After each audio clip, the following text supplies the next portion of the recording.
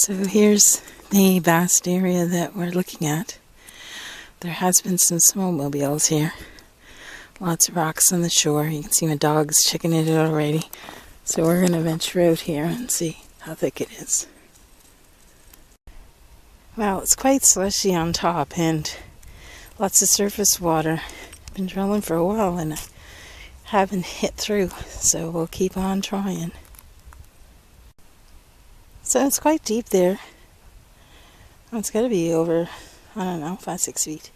You could go deeper. This lake is very shallow. The deepest it gets is 9. But we're closer to the shore just due to the ice safety. So we're going to see if anything swims by. Never know. It's more about the outing for me. Doesn't really matter today if I catch some fish or not. If I do, it's just a bonus. Here is my Canadian candle. Just gonna be lighting that up and cooking while my line's set out there on the lake. See what happens. So I got that smoldering down there. Hopefully it'll take flight. So there we are, we got a bit of action. It's coming out on the top. Hopefully it is going down through instead. I'm gonna check my line. Hey Meg, we had a fish. It took and got a line caught around a little bush. We got a fish. Yeah. It tangled up on the bottom. We'll have to keep a better eye out, won't we?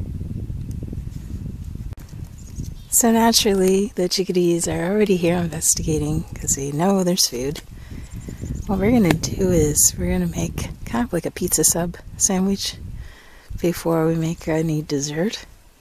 So we're going to try this out. It's smoking a little because it was flaming too high on the bottom because it's dry wood and I don't want that.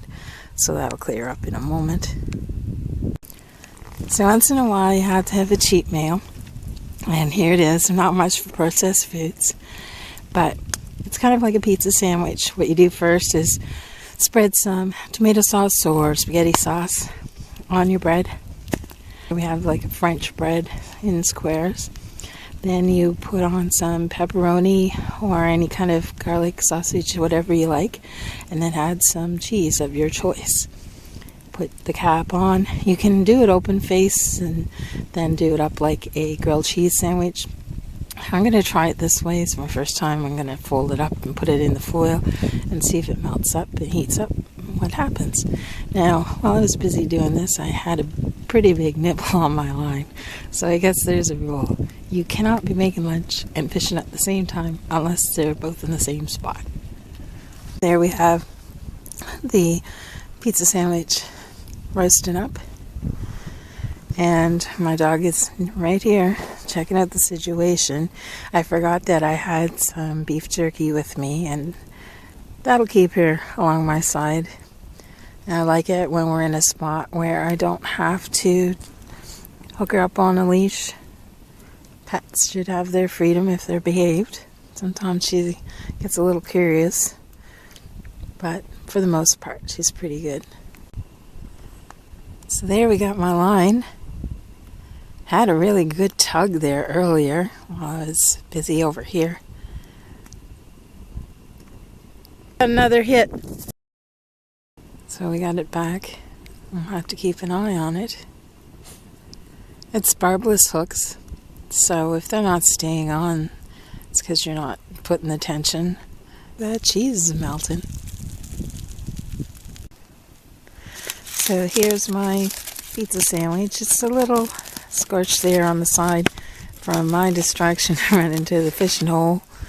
But oh well, the cheese is melted in there and the meat.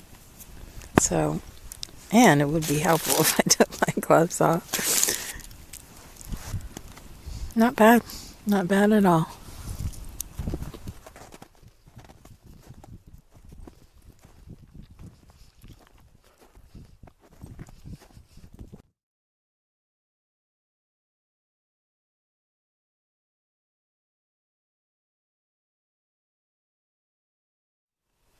Well, here we are.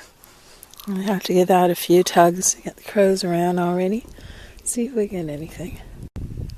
See what I mean? My dog is way over there. Come on, girl. So what are we doing now? We're taking some nice, juicy Cortland apples, peeling them up. I would have had them peeled earlier, but I didn't have any at home, so I had to get a couple. So we're going to try this recipe out. Homemade apple crisp. So we're just making a little bit. We got a couple apples there diced up small so it doesn't take too long to cook. Gonna add some butter and some toppings, oatmeal, flour, brown sugar, and we're gonna cover that up and let it brew.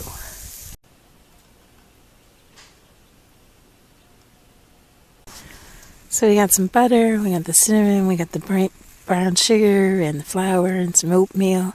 We're going to cover that up and see if we can manage anything out of it.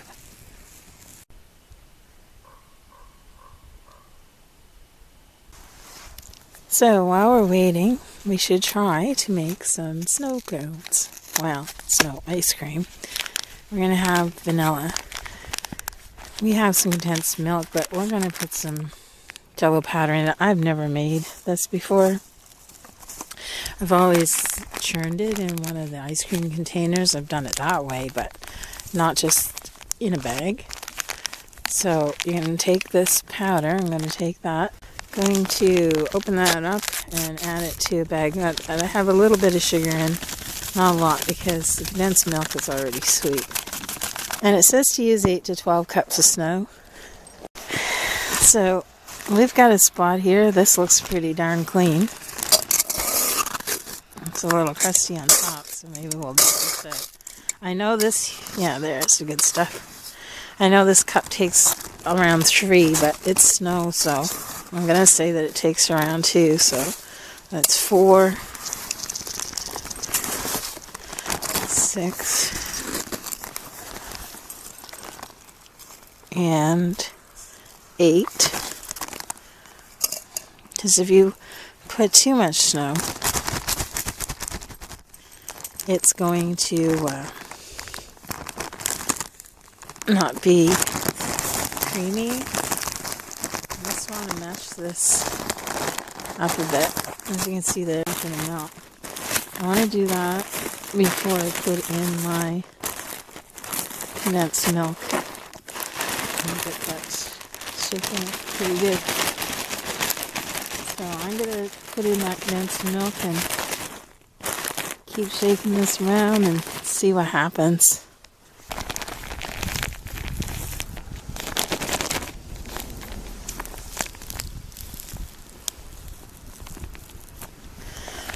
Do gotta say one thing.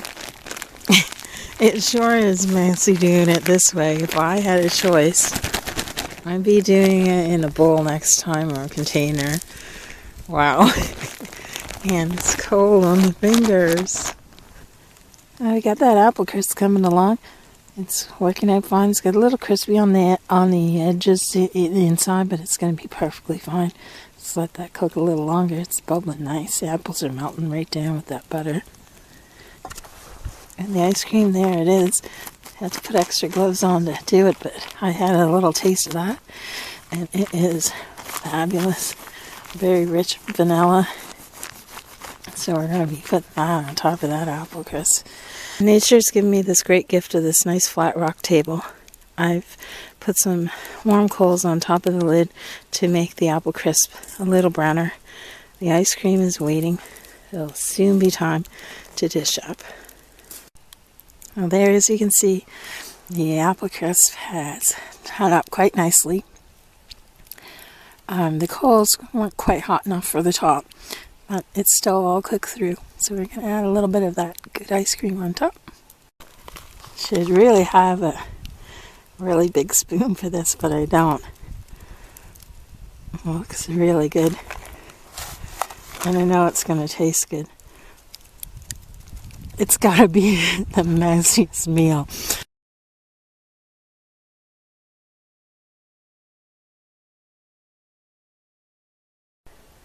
So I'm going to dig into that before it melts down. Got most of my gear up over the bank. Gonna enjoy the last few minutes of daylight with this relaxing dessert. If you haven't tried this, folks, you just don't know what you're missing. Oh, super, super awesome. I'm gonna eat it off camera just because, so good.